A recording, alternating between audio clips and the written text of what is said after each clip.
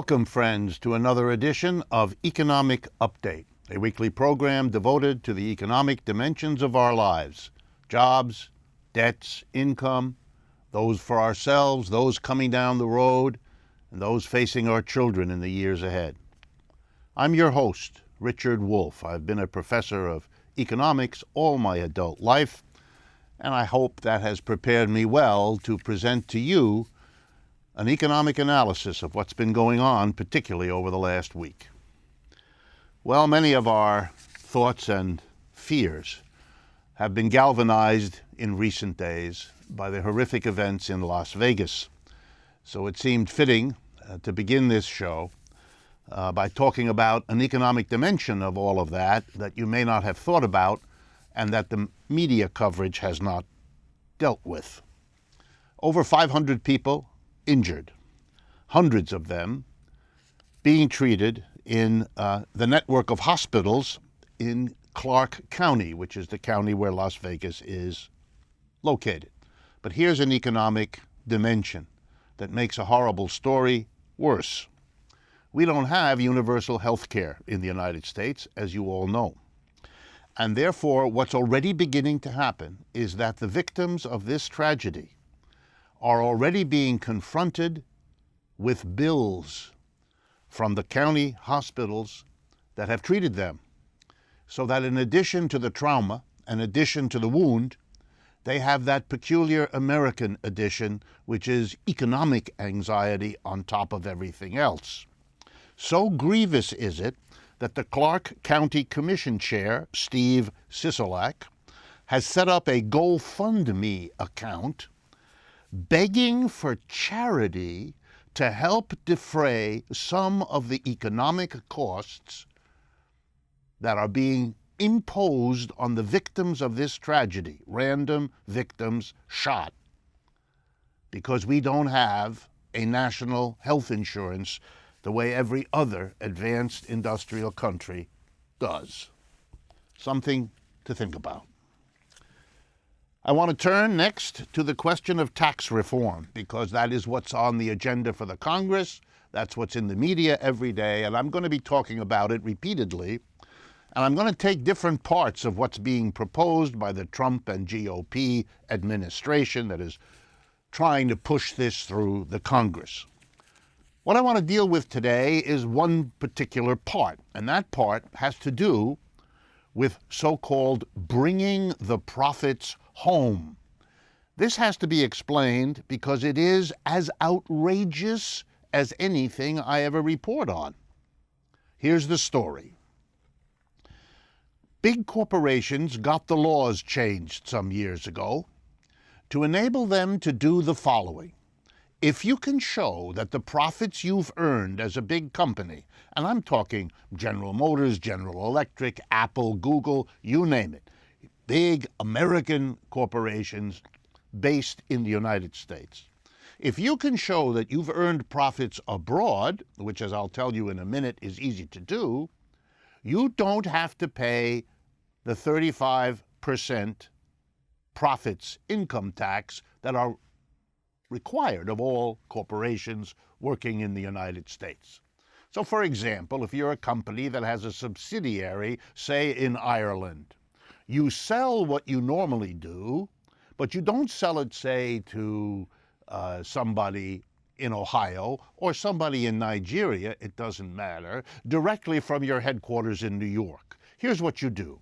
You sell what you produce in New York to your subsidiary in Ireland at a price equal to cost, so there's no profit there. Then your subsidiary sells it to your buyer, your customer, wherever he or she may be located, at the high price that makes the profit. In that way, you may be an American company, but your profits show up in the other country. They are therefore listed as foreign profits, and therefore they don't have to pay income tax. Not 35%, not 20, not 10, 0.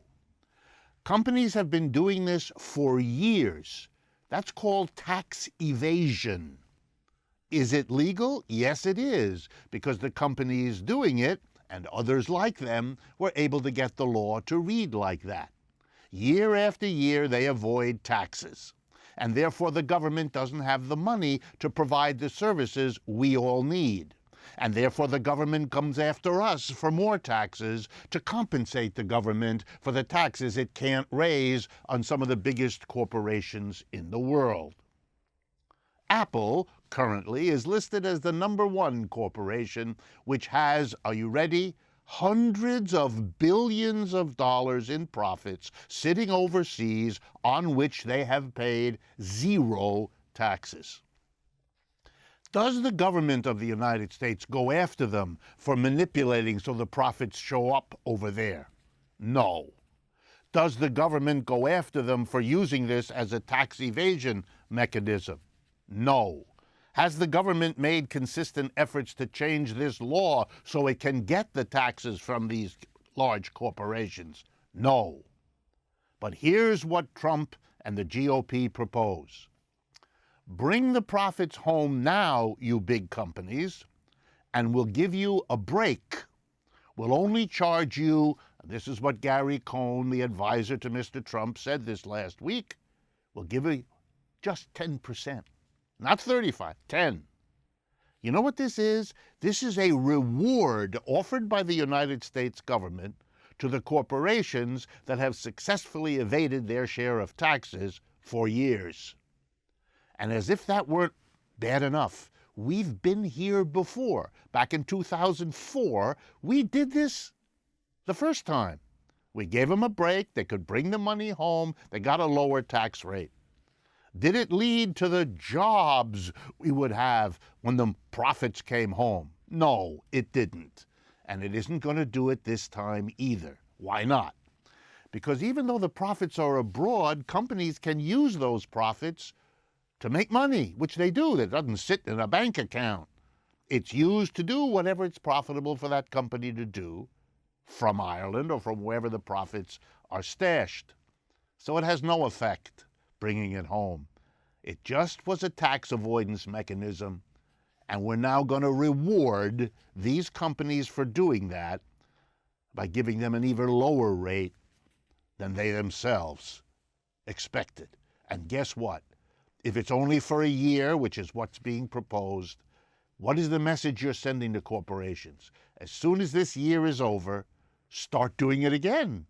Just like you did it before 2004, just like you did it between then and now, do it again once this law, this window of opportunity is closed down again, because you'll save a lot of taxes, and eventually another bought and paid for federal government will give you a special break as a reward. Someone say the system was rigged? Of course it is.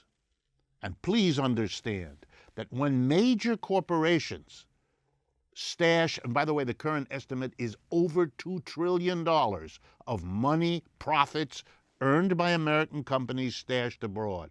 When they evade taxes on that money, either we have fewer services or we pay the higher taxes to make up for what they don't pay. That's the economics of it. Next thing, economic update. The Consumer Financial Protection Board in Washington keeps records on a whole lot of issues and does surveys of how consumer finances are going. And here's a statistic I wanted to share with you because it gives a window on the economic recovery we hear so much about but can't seem to locate when we go looking for it. 1/2 of U.S. citizens, according to the Consumer Financial Protection Board, have trouble paying their bills. 50% have trouble paying their bills in the survey conducted by them. That's not an economy that has recovered. You're recovered when you don't have trouble, or at least when not 50% of your citizens report that. Next item. Some of you have asked me, what happened to the Soviet Union after it dissolved in 1989 and became Russia? When it gave up the socialism it said it had, to go back to the capitalism before its revolution in 1917 to join the rest of the world's capitalist nations. And I thought you'd be interested in two statistics that come from a recent paper of the National Bureau of Economic Research. That's a famous source of all kinds of economic research in the United States. And the paper is entitled, for those of you that are interested, From Soviets to Oligarchs, Inequality and Property in Russia, 1905 to 2016. This is produced by the team of researchers that are based at Berkeley, Piketty and Saez, whose work I often quote because it is the leading work on inequality in the world. And their website, which you can find at Piketty and Saez, is where everybody goes in the economics profession for these numbers. Here's the story. When Russia went from capitalist to what it called socialist, it dramatically changed the distribution of income and wealth in Russia. From a very unequal distribution, it became radically less unequal. And when it collapsed in 1989 and went back to capitalism, it also went back to gross inequality. Before the collapse in 1989, the Soviet Union's distribution of wealth and income was much less unequal than that of the United States. Today, or as of 2016, the new Russia, the new capitalist Russia, has caught up with the United States and has a distribution of wealth and income rather like that here in the United States, that is to say, very unequal. You might also be interested to know that the NBER research I'm quoting indicates that wealth and income are much more unequally distributed in Russia today than in the People's Republic of China today. Something to think about. Next item. Eastern Europe is experiencing a surge of right-wing populist governments. Poland, Hungary, and beyond. What's going on? Well, what's going on can be described in many ways, but I would like to get to the core of the economics of it. When the Soviet Union collapsed in 1989, so too did the communist governments of Eastern Europe, one after the other. In some cases, it started even before the Soviet Union collapsed, as in the case of Poland. The hope of the Eastern Europeans was that by leaving the Soviet system, by joining the West, for example, by joining the European Common Market, in some cases by joining NATO, they would enjoy the economic standards of living that they associated with Scandinavia, Germany, and France. It was not their plan to join the economic conditions of Europe's poorer countries, Greece, Portugal, Spain, Italy, and so on. Unfortunately, what the hopes of the Eastern Europeans were and what has happened are not the same. Eastern Europe is now the poor part of a unified Europe. Eastern Europe is not achieving what it had hoped for. It is achieving a status much closer to that of Greece, Portugal, etc., etc. And why is that? Because they have become, in effect, colonies of Western Europe. If you look at the statistics, for example, the bulk of the banks in Eastern Europe are subsidiaries of Western banks who came in there once the Soviet Union was gone and gobbled them up. Likewise, the big employers in many of these countries are Western companies who went to Eastern Europe from Western Europe for one big reason: cheap wages, low standards of living. And they went there because that's what kept them there. They're not about to give those workers higher wages, to give them what they thought they would get in the West, because they didn't understand how capitalism works. They get low wages. They get to be the poor part of Europe. They thought that wouldn't happen. but they didn't understand how capitalism works. It's a little like the United States, where the poorest states are Mississippi, New Mexico, and the Commonwealth of Puerto Rico. These have been the poorest states for a long, long time. Capitalism doesn't erase these kinds of inequalities. Indeed, it often makes them worse, and it often keeps them for many decades. That's how the system works. Puerto Rico is in the process of being made even poorer than it was before. And it was the poorest part. I will come back to that in a few minutes. Eastern European people are furious at what's happening to them, furious at the Europeans, beginning to question joining the European common market because the promise of being part of the European community has been broken. And right-wing politicians jumped, denouncing the rest of Europe, associating Europe with the need to take in immigrants from the countries that Europe is bombing in the Middle East, and fear that their situation will deteriorate even further if they have to share their meager economy with desperate refugees, is turning people in Eastern Europe towards the right-wing politicians that express their anger and disappointment about Europe, coupled with their anxiety about immigration. It's producing right-wing politics in Europe, but then again, once the Europeans discover that the solutions offered by the right-wingers are nothing at all, who knows where they may then go. Next item. A sign of where Europe may go is already in the air, and that has to do with two political developments that are economic in their significance. One is occurring in the poor country of Portugal, and the other is occurring in the rich country of the United Kingdom. And I want to note it here so we can follow it in the future. Portugal had elections very, very recently.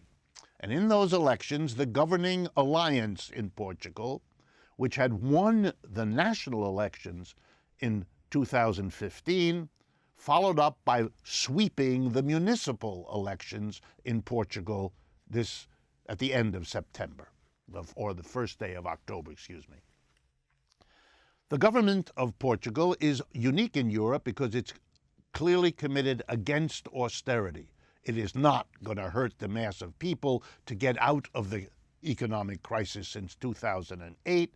Instead, it is giving money to poor people. It is built trickle up rather than trickle down, which is the austerity formula. The government of Portugal, in case you did not know, and why would you, given the media blackout, the government of Portugal is an alliance of three political parties: the Portuguese Socialist Party, the Portuguese Communist Party, and the Portuguese anti-capitalist Left Bloc Party. That's right. It's a left-wing government. They won the national elections in 2015. They just swept the municipals on the basis of, we are not going to make the mass of people pay for the financial crisis they did not cause and from which they have already suffered 8 or 9 years. We're going to help them first, and that's the way forward. And the people of Portugal have voted for them massively. And the other sign of the wind changing is in Britain. 6 months ago, the Labour Party leader, Jeremy Corbyn, was looked at as a long shot who could never win national office. Here we are 6 months later. The Brexit negotiations between Britain and Europe are going nowhere fast. The cost to Britain is becoming clear. The Conservative government of Theresa May is not handling the situation well, and the newspapers are now full of the likelihood that Mr. Corbyn may become the next Prime Minister of England, and he too is a trickle-up, not a trickle-down politician. Very interesting that the winds of Europe are shifting. Next item. The New York Times recently bemoaned, as many people do, that banks in America, the financial system, isn't doing what it should do, which is loaning money to businesses who will hire people and provide jobs. And they shake their finger, they scold the financial industry. Well, far be it from me to defend the financial industry, but the New York Times is making an analytical mistake. The banks aren't the problem, they are just a symptom. The reason the banks don't do what it is you would like them to do is that nothing else in this economy is working in that direction. When they lend to businesses, it's mainly so the businesses can either move production abroad or automate jobs out of existence. If the businesses that the banks lend to are not job creators, but businesses in other countries creating jobs there, that's because it's more profitable, which is the way this system works. Not just by banks, but by everybody. In short, the banks are not the problem because they are responding to the system. The system is the problem. It's the system that's not working, and picking out one part of it and putting all your anger on that misunderstands that each of the parts is doing what's profitable and avoiding what's difficult, and that's the problem. We have a system, all of whose players are ending up doing things that we as a people don't need and don't want. The next item crossed my mind, and I didn't know how to present it to you, but I wanted to. It has to do with rural hospitals. They are closing. To give you the exact numbers, which I wanted to do, since 2010, 82 rural hospitals have closed in the United States, and 700 more are at risk of closing over the next 10 years. That's according to the National Rural Health Association, which keeps track of these numbers. The state that has suffered the most, Georgia. And I wanted to tell you the story of one part of Georgia, Wheeler County. Caught my attention. The last hospital in Wheeler County closed in June of 2014. That brought the total number of hospitals in Wheeler County to 0. How many people live in Wheeler County? 8,000. 8,000 of our fellow citizens live in Georgia, in a county that has no hospitals at all anymore. Yes, we pay a lot of attention to the tragedies of Texas, Florida, and Puerto Rico and the hurricanes. But an equal devastation not associated with nature at all, can't be blamed on nature, is happening across the United States as we let down our fellow citizens by being unable to provide a basic hospital service to thousands and tens of thousands and hundreds of thousands, with many more at risk. So poor are the reimbursement rates under Medicare and Medicaid that hospitals that treat older people who tend to have more medical difficulties and poor people who rely on Medicaid, those reimbursement rates can't keep the hospitals going. In a society that cared about its fellow citizens, we'd find other resources, wouldn't we? But we don't. We let the hospitals close, and then the people suffer. And we wonder why there's anger in the country, why some people become deranged under the pressure. Watching someone you care about die because you can't get to a hospital can have all kinds of effects on your mental stability.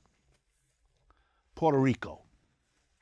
I wanted to end the first half of today's show with Puerto Rico. But before I do, I want to remind you, we maintain 2 websites that I want you to make use of. We update them every day. They are available to you without charge, 24 hours a day, 7 days a week. One of them is democracyatwork.info. That's all one word, democracyatwork.info. And the other one, rdwolf with 2 Fs.com. These are websites through which you can communicate to us what you like and don't about this program. You can, with a click of your mouse, follow us on Facebook, Twitter, and Instagram. Basically, be a partner with us. Use the material on this program and on those websites to share with others who are interested and might be induced to come and watch or listen to the program just like you do. Work with us. We try to work with you, and it will help the project we are engaged in building. For those of you interested in watching this program as a television program on a regular basis, please make use of our patreon.com availability, patreon.com, patreon.com/economic update will get you right to it, and we would appreciate your taking a look at that. So back to Puerto Rico, our final economic update. Puerto Rico was taken over by the United States over a century ago in a war with Spain. It was, in effect, an American colony, and it never stopped being an American colony. It was given some privileges, such as having the people of Puerto Rico be American citizens who could travel to the United States without going through the normal visa and passport and other kinds of problems. But it was a undervalued, underserved, badly treated place, which is why so many of its citizens left Puerto Rico and went to the mainland. The behavior of the government now, the way it's been treated as a debtor, the way it is now not able to have its own elected officials run their society because a commission of the United States Congress has the final authority, the way that Mr. Trump neglected to deal with the Puerto Rican crisis after the storm. These are all symptoms, all a continuing sad story. Puerto Rico is the poorest part of the United States, even poorer than the states of Mississippi and New Mexico, which are the poorest states. It has the highest sales tax of any part of the United States. The poorest people pay the highest taxes. And now they've been devastated by a storm, most of the island without power, without communications.